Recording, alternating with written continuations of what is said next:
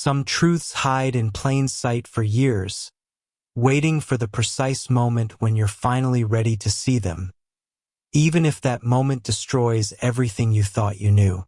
The brass handle of the playroom door felt cold against Ryan Miller's palm when he pushed it open at 3:47 on a Tuesday afternoon. At 42, he commanded boardrooms across 3 continents, his decisions moving markets and shaping industries. But today, an abruptly canceled merger meeting had sent him home hours early, into a house that suddenly felt like foreign territory. He loosened his Italian silk tie, expecting the usual sterile order, the kind of pristine silence that money could buy but warmth could never fill. It had been 3 years since Catherine's death, 3 years of structure replacing grief, schedules masking absence. But something was different. Soft laughter drifted through the hallway, not the manufactured cheer of hired caregivers, but something achingly genuine. Ryan's leather shoes fell silent against the hardwood as he moved toward the sound, his pulse performing an unfamiliar acceleration. The playroom door stood slightly ajar, golden afternoon light spilling into the corridor. Through the gap, Ryan glimpsed a scene that stopped his world completely. A woman sat cross-legged on the carpet, her simple dusty blue dress marking her as part of the household staff.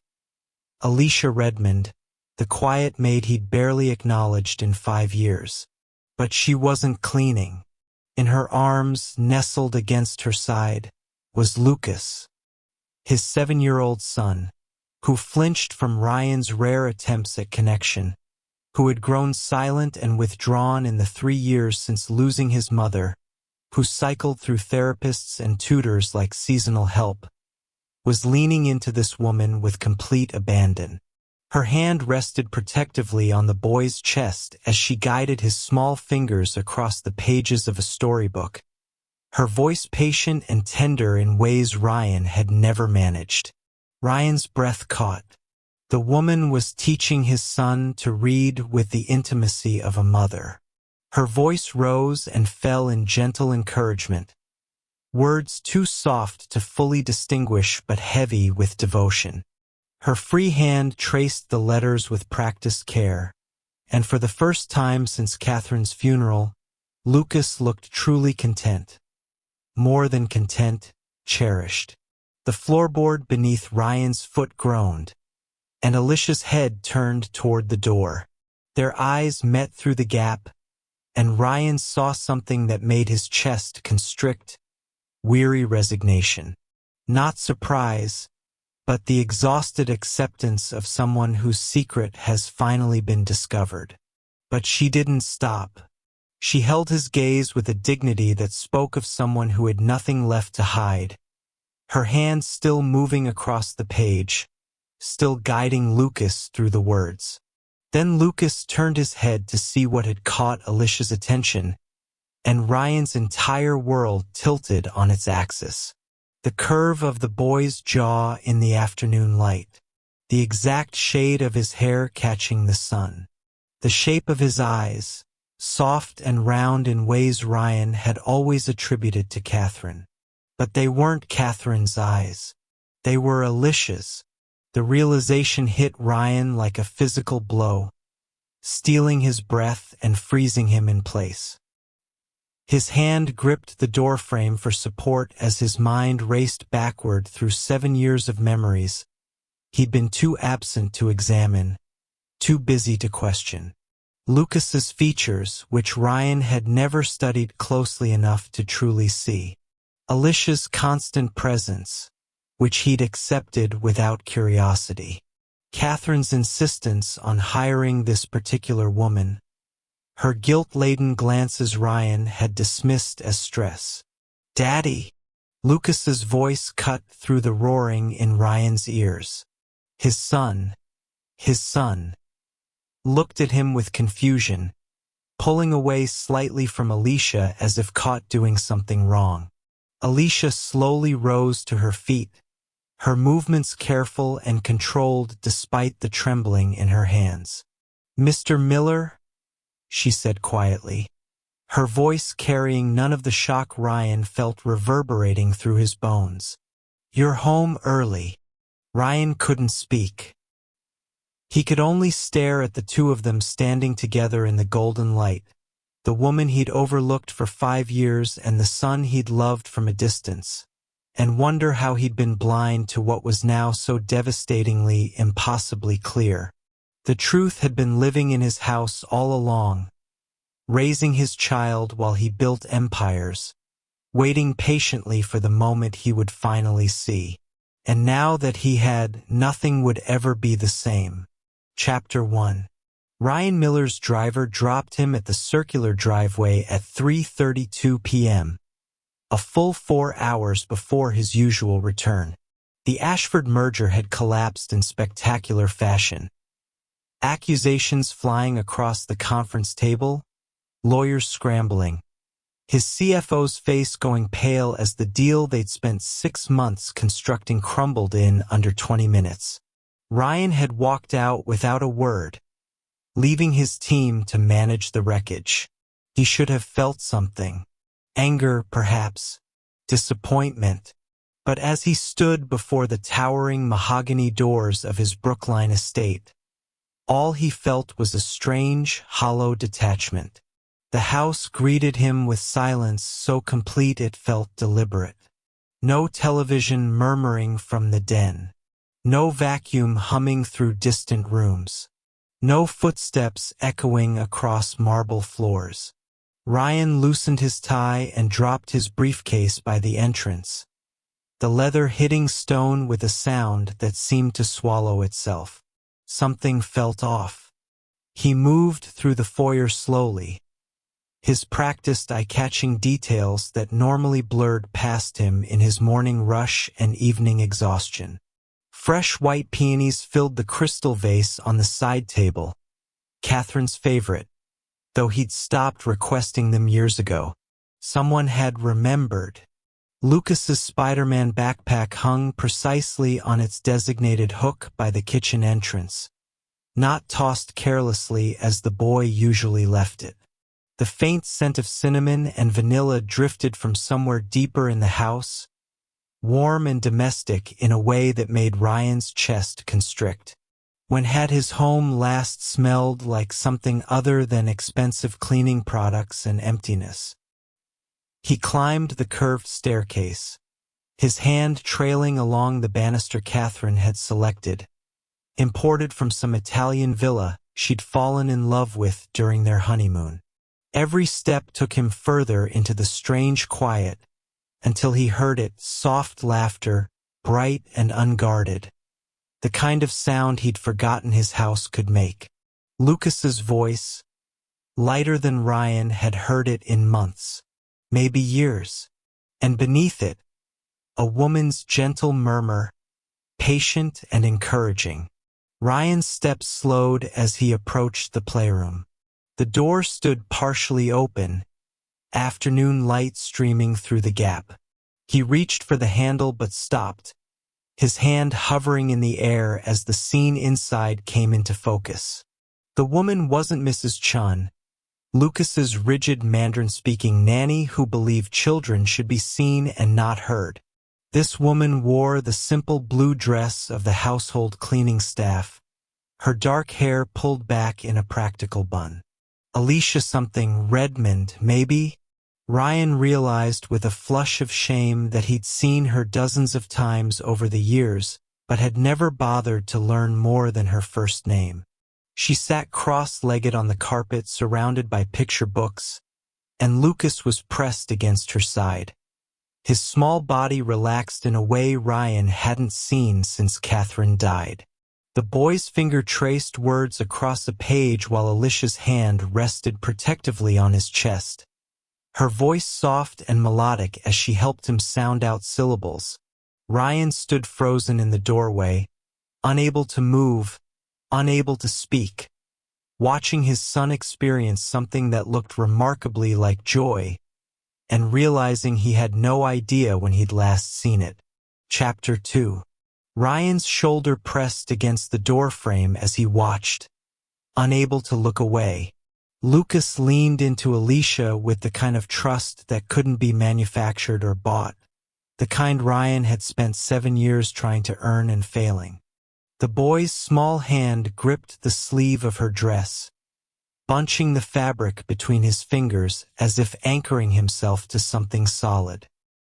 His head tilted up toward her face with an expression Ryan recognized from old photographs, the way Lucas used to look at Catherine before she died, before grief turned him into a ghost of a child who barely spoke and never smiled. Pure adoration. Alicia's fingers moved across the page with practiced patience, tracing each letter as Lucas struggled with a particularly difficult word. "Sound it out," she murmured, her voice carrying none of the frustration Ryan felt whenever he attempted these evening reading sessions that always ended with Lucas in tears and Ryan retreating to his study. "You know this one. Remember what we practiced yesterday." Lucas's brow furrowed in concentration, and Alicia waited, giving him time and space to work through it himself. When he finally got it, beautiful, her entire face transformed with genuine pride. Not the polite acknowledgement of paid staff, but something deeper, more maternal. "That's my brilliant boy," she said softly, and Lucas beamed with accomplishment that made Ryan's chest ache. They looked so natural together, so right, like puzzle pieces that had found their match. The afternoon sun streamed through the window behind them, casting everything in golden light, and Lucas shifted position to point at another word. As his head turned, the light caught his profile at a new angle. Ryan's breath stopped. The curve of Lucas's jaw, softer than Ryan's sharp angles, rounder than Catherine's delicate bone structure. The exact shade of his hair in the sunlight, a warm chestnut brown that Ryan had always assumed came from Catherine's side of the family, except Catherine's hair had been lighter, more honey-toned, and the shape of his eyes wide and gentle, and Ryan's gaze snapped to Alicia's face. The same soft jawline, the same chestnut hair, though streaked with early gray she didn't bother to hide. The same eyes, round and warm and impossibly familiar because he'd been looking at them in his son's face for 7 years without ever truly seeing. The realization hit him like a fist to the sternum, stealing his breath and sending him stumbling backward. His shoulder collided with the doorframe, the sharp crack of impact echoing through the hallway. Alicia's head jerked up, her eyes meeting his through the gap in the door. Ryan waited for surprise, for alarm, for the defensive panic of someone caught in an impossible situation. But Alicia's expression held none of those things. Instead, he saw weary resignation settle across her features like an old, familiar weight. Her hands stilled on Lucas's chest, protective and possessive, and in her eyes Ryan recognized something that made his knees weak. She'd been waiting for this moment, not for days or weeks, but for years, waiting for the day he would finally notice what had been hidden in plain sight all along. Chapter 3. The playroom fell into suffocating silence, broken only by the sound of Ryan's ragged breathing. For 3 heartbeats, nobody moved. Then Lucas scrambled to his feet, his face lighting up with the surprised delight of a child unused to his father's early returns. "Daddy!" He launched himself across the room, small arms wrapping around Ryan's waist with an enthusiasm that would have warmed Ryan's heart on any other day. But Ryan barely felt it. His hands moved automatically to pat Lucas's shoulder, the gesture mechanical and distant, while his eyes remained locked on Alicia as she slowly rose from the carpet. Her movements were careful, controlled, as if she were trying not to startle a dangerous animal. "Mr. Miller," she said quietly, her voice steady despite the visible trembling in her hands. She clasped them together at her waist, knuckles white with tension. "You're home early." The banality of the statement, as if they were discussing weather, as if Ryan's entire world hadn't just fractured, nearly made him laugh. Or scream. He wasn't sure which. His mind raced backward through 7 years of memories. Moments he dismissed as insignificant now blazing with terrible new meaning. Catherine's insistence on hiring Alicia 5 years ago, despite having a full household staff already. The way she'd interviewed the woman personally, spending hours closeted in the study going over references Ryan never thought to question. The way Catherine had looked at Alicia during those first months. Guilty glances Ryan had attributed to his wife's perfectionist tendencies, her need to ensure every detail of their household ran smoothly. But it hadn't been perfectionism, had it? It had been something else entirely. And after Catherine's death, when grief counselors suggested boarding school might give Lucas stability and structure, Alicia had been the only staff member to speak up against it. Ryan remembered her standing in the doorway of his study, her voice quiet but firm. "He needs to be home, Mr. Miller. He needs familiar faces." Ryan had been too numb to argue, too wrapped in his own loss to question why a maid would have such strong opinions about his son's care. She'd never taken a day off. Not in 5 years. She offered me enough money to start over, to escape, to build a new life. And she promised it would be completely private. No agencies, no paper trails, no one who would ever know. She would be the mother in every way that mattered. I would just be the vessel. Ryan's knuckles were white where he gripped the edge of his desk. "Go on." Alicia's composure cracked slightly, pain flashing across her features. "The embryo transfer used your sperm and donor eggs. That was the plan. Catherine researched everything obsessively, found a clinic that would work with us privately. But something went wrong during the procedure, a technical error, they said later. A mix-up." Her voice dropped to barely a whisper. "When they tested Lucas after birth, they discovered the embryo hadn't taken. My egg had." The words hit Ryan like physical blows, each one dismantling another piece of the life he thought he knew. "Lucas is biologically mine and yours," Alicia said, tears streaming down her face now. Catherine was terrified. She thought you'd reject him, that you'd see him as contaminated somehow. So she made me swear never to tell you. She raised him as her own, loved him as her own, and in every way that mattered, she was his mother. Ryan stood abruptly, his chair scraping against hardwood. "And after she died, you stayed as a maid." "I stayed to be near my son," Alicia said, her voice breaking. "To watch him grow up, even if only from the shadows. To make sure he was loved when you were too busy building empires to notice he was drowning." The truth landed like a blade between his ribs, sharp and devastating. Because she was right. Chapter 5. The rage came like a tidal wave, sudden and all-consuming, sweeping away Ryan's carefully maintained control. He slammed his palm against the desk, the crack of impact echoing through the study like a gunshot. "You lied to me." The words tore from his throat, raw and violent. "For 5 years, 5 years. You've been in my house, watching me raise a child while knowing."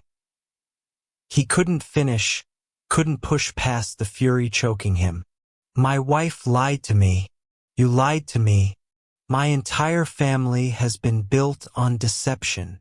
Alicia flinched but didn't step back. "I kept a promise to a dying woman. Catherine wasn't dying when Lucas was born. She had years to tell me the truth. Ryan moved around the desk, his movements sharp and aggressive. And you, standing there in your maid's uniform, pretending to clean my floors while you were really watching your son grow up. That's not loyalty, Alicia. That's manipulation. Manipulation. Alicia's voice cracked, her own pain finally breaking through the careful composure. You want to talk about manipulation? Catherine begged me never to tell you because she was terrified, that you'd see Lucas as less than yours, that you'd look at him differently, love him less, because he wasn't born the way you planned. That's not. And she was right to be afraid. Alicia's voice rose, years of suppressed emotion flooding out. Because even after she died, you never once looked at him, really looked at him.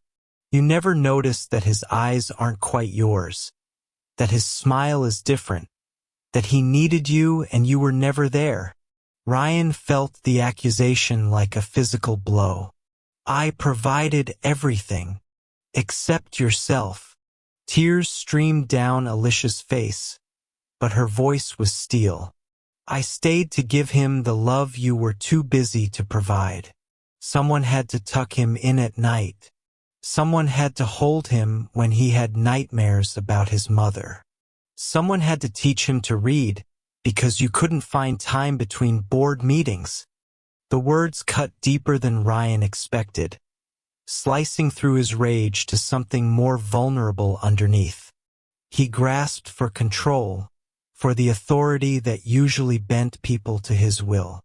Get out. Alicia went very still. What? Pack your things and leave. Tonight. I'll have a severance check drawn up. No. The single word was quiet but absolute. Ryan stared at her, disbelief replacing anger. Excuse me. I'll leave when I've said goodbye to Lucas properly, Alicia said, her chin lifting despite the tears. You can fire me, Mr. Miller. You can erase my name from your payroll and pretend these 5 years never happened. But you can't erase 7 years of bedtime stories. You can't erase the scraped knees I bandaged while you were in Singapore, or the nightmares I chased away while you were closing deals in London. Her voice broke, but she pressed on. You can't erase the birthday parties I threw when you forgot, or the parent-teacher conferences I attended when you were too busy, or the 1,000 small moments that make up a childhood while you were building your empire. She took a step toward him, her expression fierce through the tears. He may be your son legally, Mr. Miller, but I'm the one who's been his parent. The truth of it hung between them, devastating and undeniable, and Ryan had no defense against it. Chapter 6. Ryan stood in the doorway of Lucas's bedroom at 8:30 that night, watching his son change into pajamas with the mechanical efficiency of a child who'd learned not to expect help. When had that happened? When had Lucas stopped asking Ryan to help him? Stopped waiting for someone to make bedtime feel like more than just another task to complete?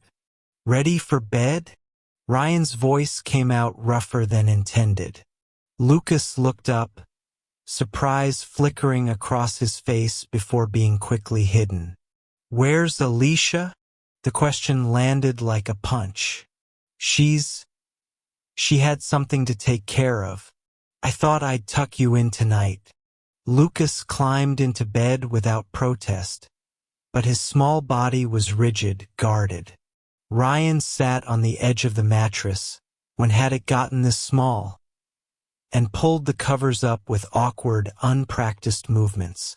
The intimacy of the gesture felt foreign, like speaking a language he'd forgotten. Is Alicia sad? Lucas asked quietly, his eyes searching Ryan's face.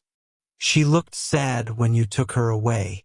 Ryan stumbled over words that wouldn't form properly. She's fine. Everything's fine. Is she coming back tomorrow? We'll see. Lucas's expression crumpled slightly, and he turned his face toward the wall. The silence stretched between them, heavy with things neither knew how to say. Lucas, Ryan started, then stopped, unsure what he was even trying to communicate. He reached out to smooth his son's hair, and Lucas didn't pull away, but he didn't lean into the touch either. The absence of response felt worse than rejection. Don't you love me, Dad? The question came so softly Ryan almost missed it. 7 words that shattered what remained of his composure. He looked down at his son, truly looked at him for maybe the first time in years, and saw not a business obligation or a legacy to manage, but a lonely little boy whose eyes held Catherine's warmth and Alicia's gentleness and none of Ryan's calculated distance. A child who'd been raised by everyone except his father. Of course I love you, Ryan whispered, but the words felt insufficient, too late, empty of the proof Lucas needed. Lucas didn't respond, just closed his eyes, and minutes later his breathing evened out into sleep. But tears leaked from beneath his closed lids, leaving wet tracks on his pillow, and Ryan sat frozen, watching his son cry in his sleep and understanding that he'd done this. Created this pain through absence, through choosing everything else over the small boy who needed him most. He left Lucas's room eventually, but instead of returning to his study, Ryan found himself drawn back to the playroom. He sank onto the carpet where Alicia had sat that afternoon, surrounded by evidence of a childhood he'd funded but never participated in, toys he'd never played with, books he'd never read aloud, drawings pinned to a corkboard he'd never noticed, each one carefully dated in Alicia's handwriting. He picked up the storybook from where it lay abandoned on the floor, where the wild things are. Opening it, Ryan found Alicia's notes in the margins. Small encouragements written in purple ink. You read this so well. Remember this word. You'll see it again. My brave, brilliant boy. Hearts and stars drawn beside passages Lucas had mastered. Ryan sat in the darkness as understanding settled over him like ash. While he was building an empire, Alicia was building his son's childhood. One bedtime story, one scraped knee, one moment of love at a time. And Ryan had missed all of it. Chapter 7. Ryan didn't sleep. At 2 a.m, he found himself climbing the narrow stairs to the attic. A space he hadn't entered since the week after Catherine's funeral when he'd ordered everything boxed up and stored away, unable to face the physical remnants of his wife's life. The air was thick with dust and old grief. Cardboard boxes were stacked against the walls, each labeled in Catherine's precise handwriting. Holiday decorations, college yearbooks, wedding planning. Ryan moved past them, searching for something he couldn't quite name, until he found a small cedar box tucked behind winter coats in the far corner. Inside were Catherine's journals, leather-bound books spanning 15 years of her life. Ryan carried them downstairs to his study, hands trembling as he opened the earliest one, dated 2 years before Lucas's birth. Another negative test today. Ryan held me while I cried, but I could see the frustration in his eyes. Not at me, he'd never say it was at me, but at the situation he can't control. He's so used to fixing problems with money and determination. But my body won't be managed like a business deal. Ryan's throat tightened as he turned pages, reading Catherine's raw documentation of doctor appointments and failed treatments, her growing desperation, her fear that she was failing as a wife. Then, 6 months later, I found Alicia. After all these years, I found her through a mutual friend, and when I learned about her situation, trapped, desperate, needing a way out. I knew this was meant to be. She can give me what my body can't, and I can give her freedom. The entries that followed detailed the arrangement with clinical precision, but underneath the practical planning, Catherine's anxiety bled through. What if Ryan finds out? What if he sees this as deception? What if he can't love a child that isn't biologically ours? Ryan forced himself to keep reading, even as shame burned in his chest. The transfer didn't take. My egg, the donor egg, nothing worked. But Alicia is pregnant. The doctors say somehow her egg fertilized instead. I should tell Ryan. I know I should. But I'm terrified he'll reject this baby. And I already love him so much it hurts. Further on, Lucas is 2 months old now, and Ryan barely notices him. Too busy with the expansion, with proving himself. I tell myself it will get better when he slows down, but what if he never does? Thank God for Alicia. She visits twice a week, holds him when I'm exhausted, loves him with a fierceness I understand because he's part of her. Maybe Lucas is lucky. Maybe he gets to have both of us. The final entries were dated weeks before Catherine's death. I've prepared legal documents. If anything happens to me, Alicia gets the option to stay in Lucas's life.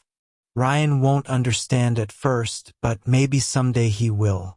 Maybe someday he'll see that love isn't about biology, it's about showing up. Tucked into the back of the last journal, Ryan found the legal papers. Catherine's clear instructions, witnessed and notarized, giving Alicia rights Ryan had unknowingly honored simply by never paying attention. He sat surrounded by his dead wife's words as dawn light crept through the windows, finally understanding the weight both women had carried, and the truth he'd been too blind to see. Chapter 8. Ryan found Alicia in the small room off the kitchen at 7 the next morning, methodically folding her belongings into a worn suitcase. She'd changed from her uniform into simple jeans and a sweater, her hair loose around her shoulders in a way he'd never seen before. She looked younger somehow, more vulnerable, and when she glanced up at his entrance, her eyes were red-rimmed from crying. I was going to say goodbye to Lucas before I left, she said quietly, her hands stilling on a folded blouse. I promised I would. Ryan stood in the doorway, Catherine's journals still clutched in his hand. He'd rehearsed what to say during the long hours of dawn, but now every prepared word felt inadequate. Don't go. Alicia's expression hardened slightly. Mr. Miller. Ryan, please. He stepped into the room, and something in his face must have shown his exhaustion, his defeat, because Alicia's defensive posture softened slightly. I read Catherine's journals last night. All of them. And I need you to stay. Not as a maid. Just to talk. To help me understand. To teach me how to be what Lucas needs. The vulnerability in his voice seemed to surprise her. She studied him for a long moment, then slowly nodded and sat on the edge of the narrow bed. Ryan took the only chair, maintaining distance, giving her space. Tell me what I've missed, he said simply. Alicia's hands twisted in her lap. Everything, she whispered. Then, more steadily, Lucas took his first steps when he was 11 months old. You were in Tokyo closing the Yamamoto deal. He walked straight to me across the kitchen floor, and I called Catherine immediately, and we both cried because you weren't there to see it. Ryan felt the loss of that moment like a physical ache. His first word was Mama, Alicia continued, her voice breaking, but he was looking at me when he said it. Catherine and I were both in the room, and he looked right at me, and it broke my heart because I couldn't claim it. I had to smile and point to Catherine and say, "Yes, that's Mama," while dying inside. "Alicia, he's terrified of thunderstorms," she pressed on, as if releasing years of dammed-up truths. "Has been since he was 3. He won't sleep during storms unless someone sits with him, holding his hand, telling him stories about brave knights and dragons. I've spent dozens of nights in his room during storms while you were traveling or working late or—" "I know," Ryan interrupted, his voice raw. "I know I failed him. I failed Catherine. I failed both of you." He leaned forward, elbows on knees, the journals heavy in his hands. "The truth is, I don't know how to be present. I'm terrified that if I slow down, if I stop achieving, there won't be anything left of me worth knowing. Success is the only language I ever learned, and it's not enough. It was never enough." Alicia's eyes glistened with tears. "Lucas doesn't need success, Ryan. He needs his father. I don't know how to be that." "Then learn," she said simply. "Start small. Be there for dinner. Read him a story. Ask about his day and actually listen." Her voice softened. "Let me help you, not as his maid or even as his biological mother. Just as someone who loves him and wants him to have what he deserves." In that moment, two people bound by love for the same child began to find fragile, tentative common ground. Chapter 9. 3 months later, Ryan sat cross-legged on the playroom floor, the same floor where his world had shattered, holding one end of a bedsheet while Lucas tugged the other corner toward a chair. Alicia knelt nearby, strategically placing cushions to reinforce what Lucas had declared would be the greatest blanket fort in history. "No, Dad, you have to pull it tighter." Lucas's voice carried none of the guarded distance it once had. "Otherwise the roof will collapse." Ryan adjusted his grip, muscles protesting the unfamiliar position. 3 months ago, he wouldn't have known his son cared about blanket forts. 3 months ago, he wouldn't have been home at 4 in the afternoon to find out. The changes had come slowly, awkwardly. Ryan had hired a therapist who specialized in work addiction and emotional avoidance, 2 terms that had made him defensive until he couldn't deny their accuracy anymore. He'd restructured his schedule, delegated responsibilities his ego had insisted only he could handle, and started coming home for dinner every night at 6. That first week had been excruciating. Ryan didn't know how to play, didn't know how to comfort Lucas after a bad day at school, didn't know how to simply be without an agenda or objective. He'd felt like an actor without a script, stumbling through a role everyone else performed naturally. But Alicia had been patient, guiding him through the small rituals that built connection. Show up consistently, ask questions, listen without trying to fix everything, sit with discomfort instead of retreating to work. And Lucas, with the resilient forgiveness of children who just want to be loved, had slowly opened up. The first time he'd reached for Ryan's hand unprompted, Ryan had nearly wept. "There." Lucas stepped back to admire their creation. A sprawling structure of blankets, sheets, and pillows that took up half the playroom. "Now we need the flashlight for inside. Alicia, can you get it? Already ahead of you," she said, producing it from behind a cushion with theatrical flair that made Lucas giggle. The sound filled something hollow in Ryan's chest. His son's laughter, unguarded and bright and frequent now, had become the measure by which Ryan judged his days. More valuable than any closed deal or quarterly report. Lucas dove into the fort's entrance, and Alicia caught Ryan's eye over the chaos of scattered cushions. In that shared glance lived everything they'd built together over the past 3 months. Understanding, gratitude, and the tentative beginning of something that looked remarkably like family. Not the family Ryan had imagined. Not the perfect, controlled life he'd spent years constructing. But something more honest. More whole. "Dad, come on." Lucas's hand emerged from the fort, reaching back for him. "You have to see how cool it is inside." Ryan took his son's hand, their son's hand, and crawled into the makeshift fortress, leaving behind the man who once measured worth in achievements and control. Because Ryan Miller had entered that playroom 3 months ago looking for control, for order, for the predictable world he thought he commanded. But what he'd found was so much more valuable, the chance to finally become the man and the father he was always meant to be.